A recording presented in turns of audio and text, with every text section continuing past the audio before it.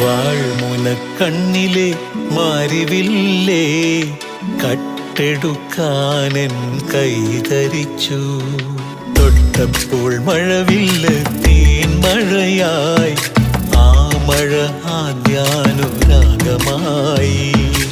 ഇതുവരെ അറിയാത്ത നൊമ്പരമെൻ ആത്മാവിൽ ഞാൻ അറിഞ്ഞു.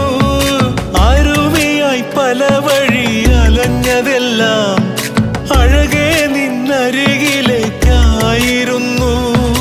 വാൾമുനക്കണ്ണിലെ മാരിവില്ലേ കട്ടെടുക്കാനെൻ കൈതരിച്ചു.